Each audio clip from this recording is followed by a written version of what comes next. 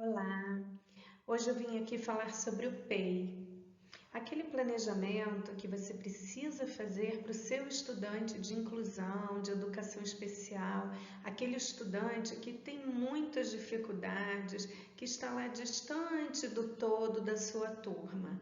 Esse estudante legalmente tem direito a esse plano específico, a esse planejamento personalizado para ele.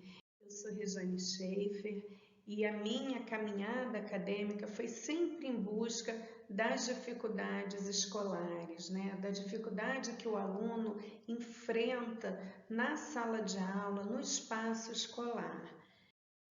Bem, primeiro é importante você entender que PEI é um plano, é um planejamento desses que você já está acostumado a fazer, mas que você faz para o todo, né? Para a sua turma, para a sua série, contemplando a área, né, de conhecimento, mas o planejamento escolar ou específico, individualizado, ele é um planejamento onde ele personaliza a aprendizagem do estudante. Então, todos nós aprendemos, cada um no seu ritmo, cada um com a sua estratégia, né? Cada um no seu tempo. O que é importante você saber, professor, educador, é que todos aprendem, mas que cada criança, cada estudante tem as suas particularidades, sobretudo diante da aprendizagem. Então, quando esse estudante ele precisa de um plano específico, diferente da turma, ele está lá em outra série, por exemplo, ou a gente nem precisa avaliar aí série, mas avaliar as possibilidades que esse estudante traz de vida com ele para poder então alcançar alguma aprendizagem na sala de aula ou no espaço escolar. E isso é muito diferente do que uma simples adaptação que você faça em sala de aula. Por exemplo, seus alunos estarem estudando e fazendo 3 exercícios e para ele você chama a sua mesa, explica o conteúdo de forma diferenciada, né, de ordem mais prática, e você pode fazer ali uma pergunta oralmente para que ele possa responder oralmente, diferente dos demais. Entende? Alguma adaptação, adaptação de tempo, adaptação para alguma atividade lúdica naquele momento, tá bom? Então é diferente. Ele não está precisando de um plano ou de um planejamento para fazer uma determinada atividade. Se ele não precisa do PEI, então a gente está lidando apenas com adaptação, então são coisas diferentes, né? Mas o PEI precisa de muitas adaptações, mas adaptações que podem nem ter a ver com a sua área do momento, com o seu conteúdo programático, né, daquele momento, com a série que você esteja trabalhando, pode ser de uma série lá de trás, então é diferente. Bom, para que você consiga planejar para o seu aluno, você planeja antes para o todo, não é isso? Você faz um planejamento de curso, depois o planejamento de aula ou quinzenal. Então, você precisa planejar para todos, inclusive para o estudante com necessidades específicas. Para que você consiga elaborar um PEI, você começa a se questionar diante daquele estudante que está na sua sala de aula.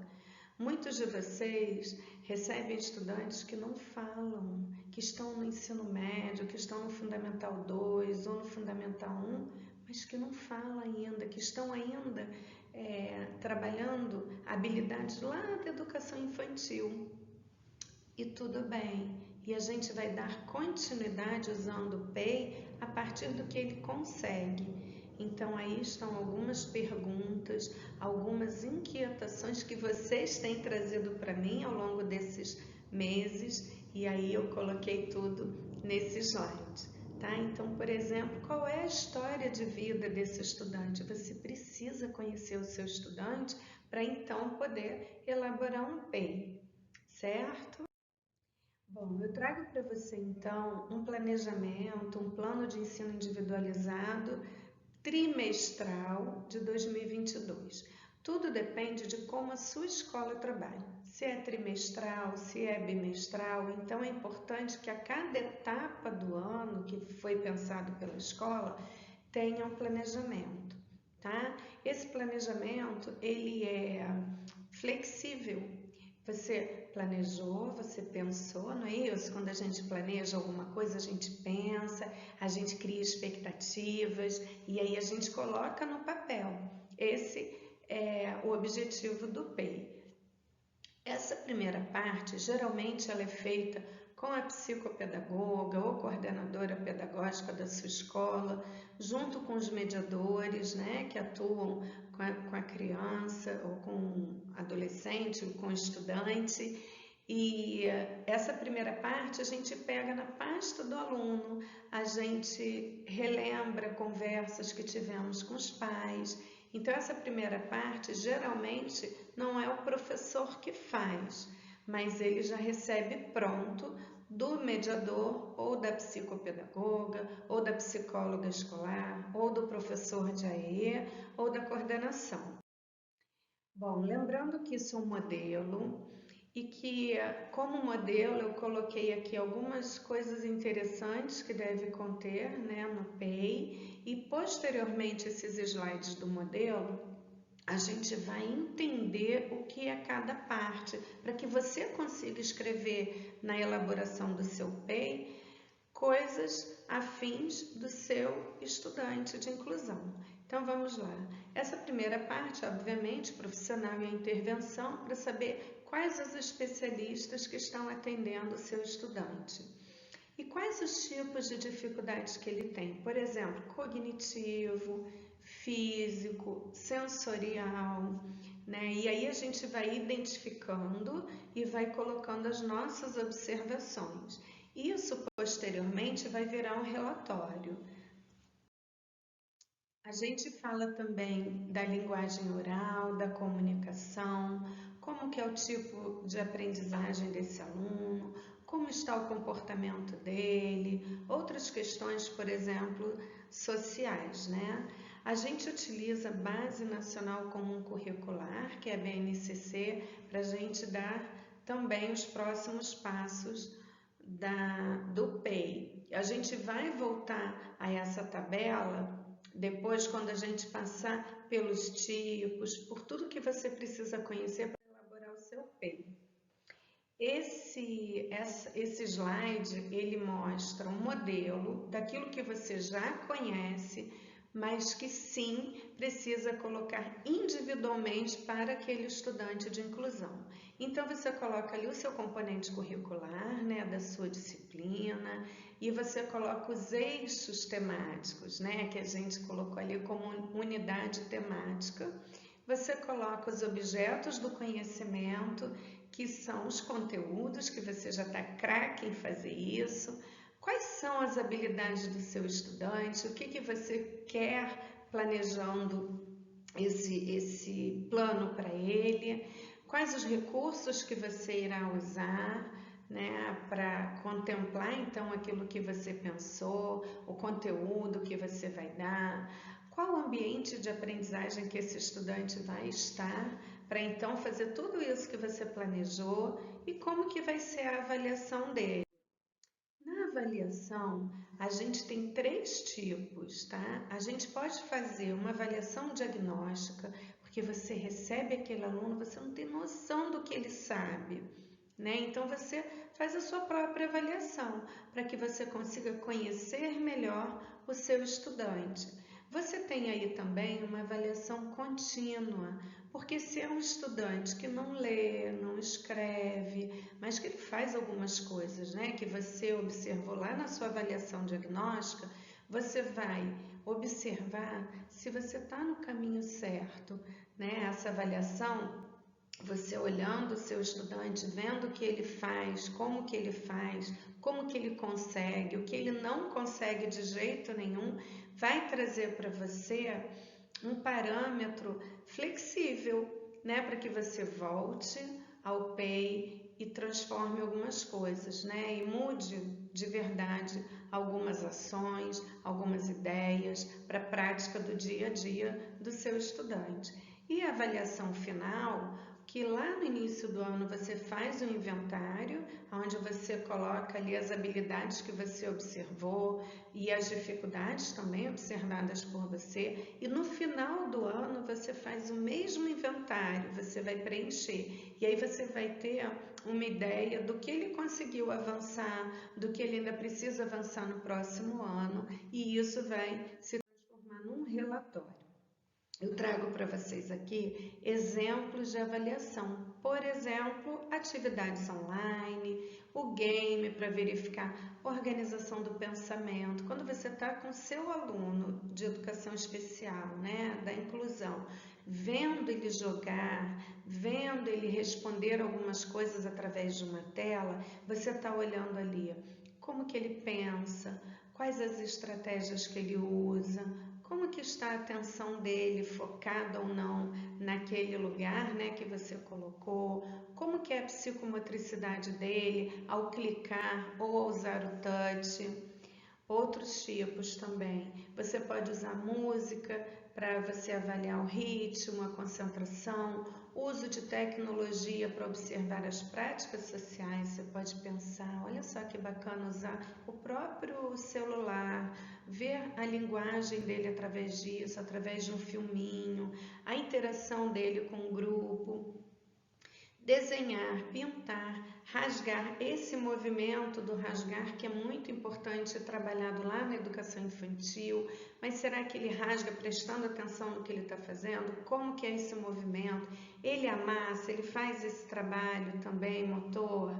Como que é o recorte dele, a colagem? A escrita, interpretação e argumentação, que é muito importante, se esse aluno tem linguagem, né, oralidade. E aí dá continuidade ao PEI, né, em outros componentes curriculares. O que o professor precisa conhecer, então, para conseguir completar a elaboração desse planejamento específico individualizado?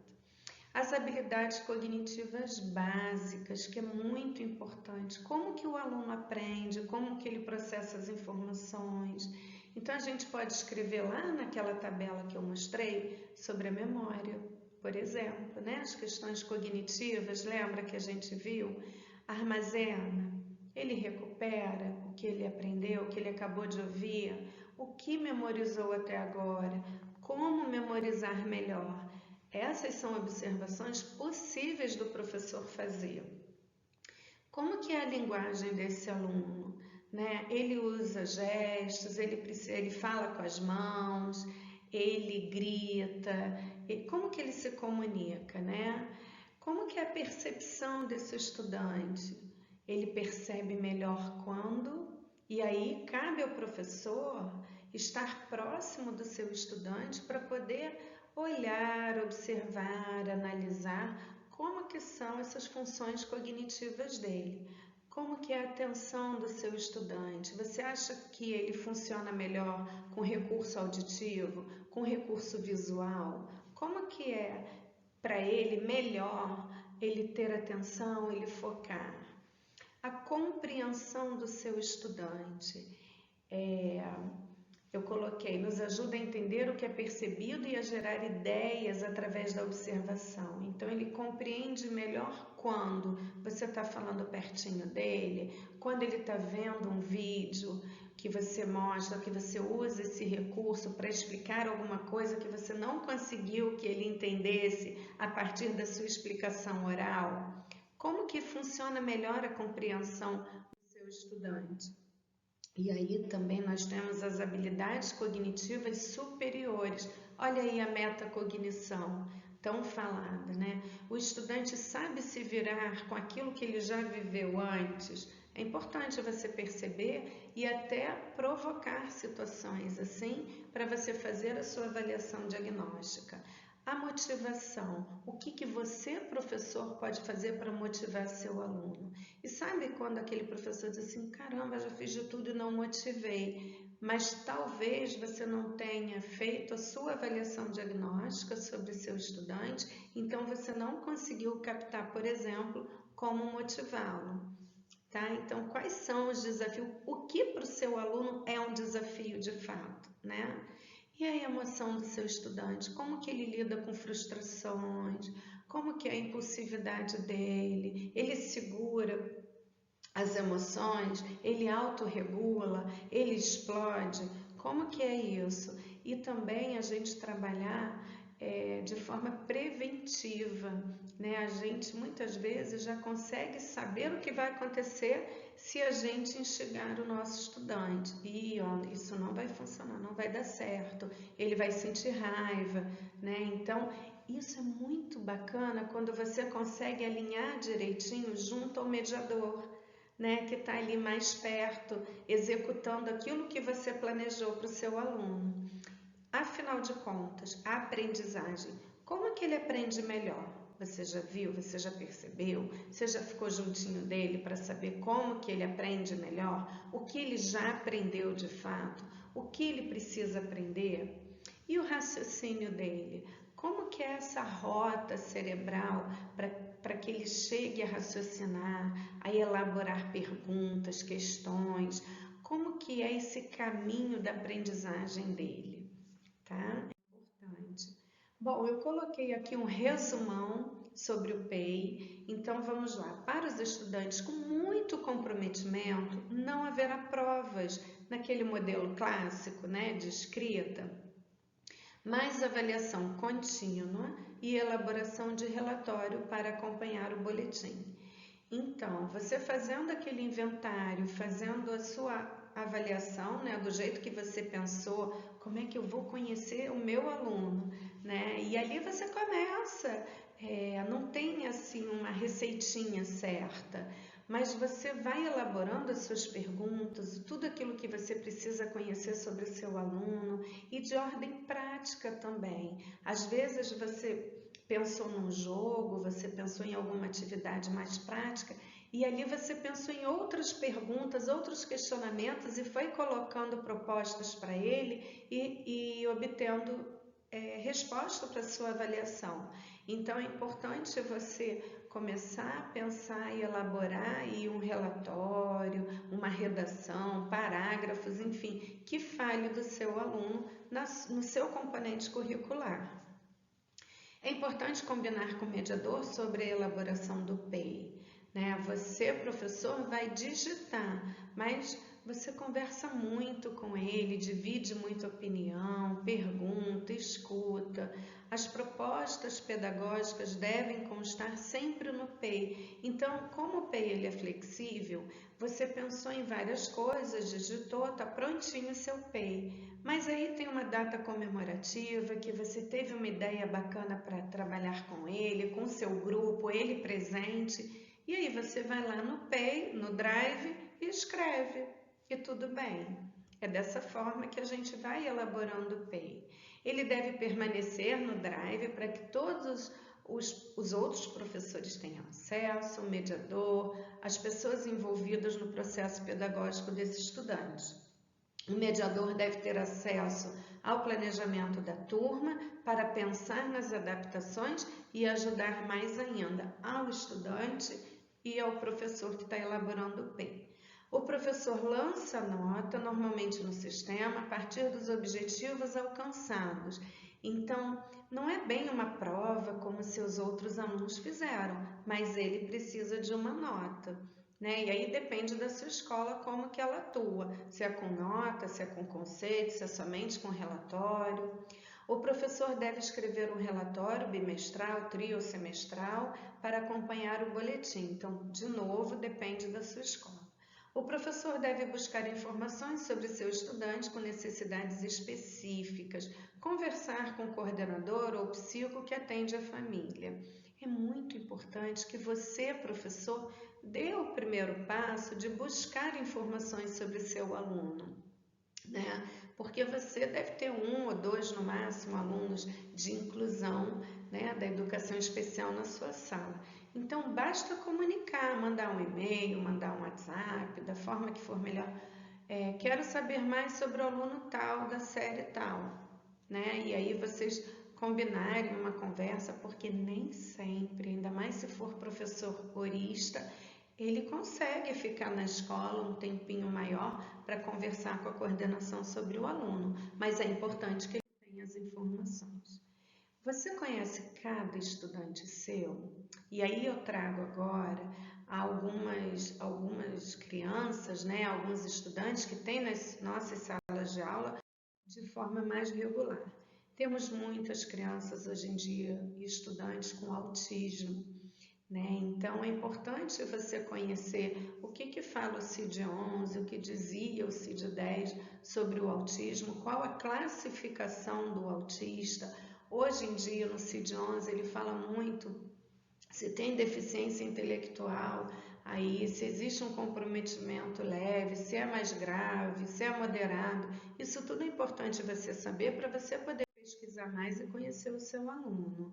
Nas salas de aula, de forma geral, né, de forma ampla, o que nós temos do autista dentro das salas são relacionamento interpessoal afetado, dificuldades na forma de expressar ideias e sentimentos. E aí eu gostaria que você refletisse agora comigo. Vai ouvindo, mas vai pensando no seu aluno autista. Ele apresenta riso inapropriado, pouco ou nenhum contato visual, mas isso não é regra, né? A gente tem autistas super funcionais, frieza emocional, não ter aparentemente medo de situações perigosas, pouca demonstração de dor, preferência por um mesmo objeto, dificuldade em focar-se numa tarefa simples e concretizá-la, e isso às vezes deixa o professor até com aquele pontão de interrogação, né? Por que ele não acaba nada do que ele faz? Isso faz parte do processo dele. Preferência por ficar só do que com os outros, repetição de palavras ou frases em locais inapropriados. Então aquele aluno, por exemplo, que fica cantando um rap e não sai daquele pedacinho da música, e às vezes o professor entende que aquilo é uma provocação e não é, faz parte do quadro. Ignorar o outro como se fosse surdo, mesmo quando chamado pelo nome.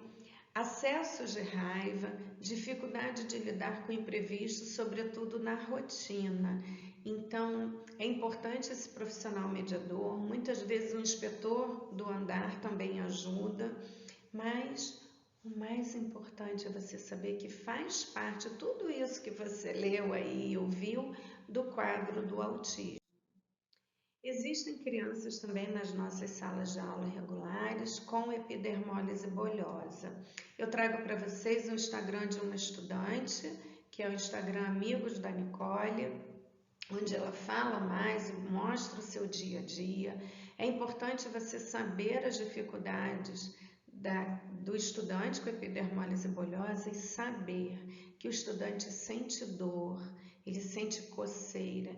Imagina você com essa mãozinha, como que você iria escrever? Então, de que forma você pode facilitar a prática pedagógica desse estudante? Tá? É uma reflexão aí. Síndrome de Down é outra síndrome que está aí nas nossas escolas. Então é importante você saber que esses estudantes eles têm ritmo mais lento, dificuldade de concentração, dificuldade de reter memória de curto prazo. Então é aquele caso que você ensina, parece que ele aprendeu, mas esqueceu. E tem um ritmo diferente. É importante você saber também que muitos desses casos que a gente está vendo agora têm comorbidades. Então, assim, outros laudos acompanham esse laudo principal. Então, às vezes a pessoa tem síndrome de Down e mais alguma coisa, um TDAH, um autismo ou outro laudo, né, outro diagnóstico qualquer. E eu sugiro você a entrar nesse site, estudar bastante. Ali onde eu botei a setinha amarela falando de educação, ele traz tanto já assim atividades propostas, prontas, que você apenas pode adaptar para o seu estudante, tá? Outro transtorno que aparece muito nas escolas é o transtorno do processamento sensorial. Quando para você a sala está muito clara, não está incomodando ninguém, mas está incomodando aquele estudante que ele nem sabe dizer que é a claridade que o está o incomodando. Então é importante você perceber o barulho, a temperatura da sua sala de aula, a luminosidade, as texturas, a roupa que ele está usando, às vezes uma etiqueta, às vezes um sapato apertado, tudo isso incomoda absurdamente esse estudante que tem esse transtorno, tá?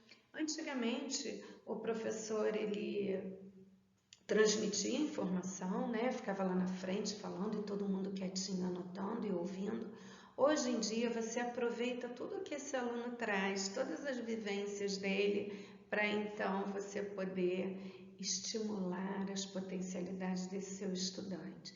E dessa forma, a gente vai removendo as barreiras, né, que estão ali perto desse aluno. E aí eu estou falando do aluno de educação especial inclusiva.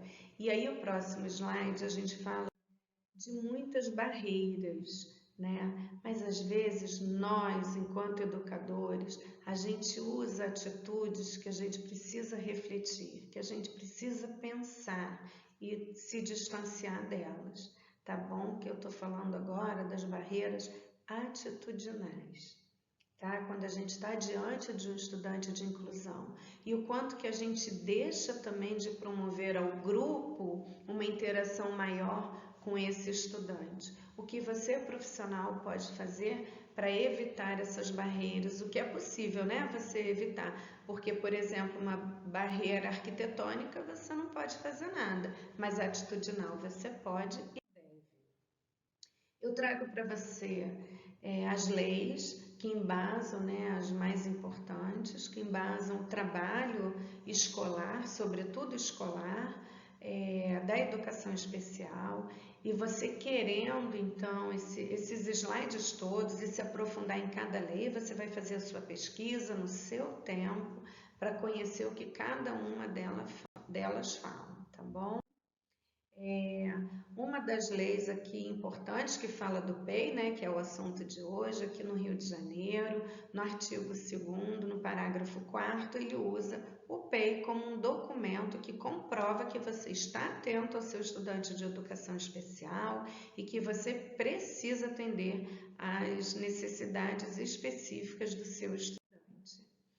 Obrigada, aí estão os meus contatos, o que você precisar, se você quiser ter esses slides, é só fazer contato comigo e eu disponibilizo para você. Espero ter ajudado e aí que você possa então usar tudo que você aprendeu hoje lá na elaboração do seu PEI, tá bom? Aquele abraço!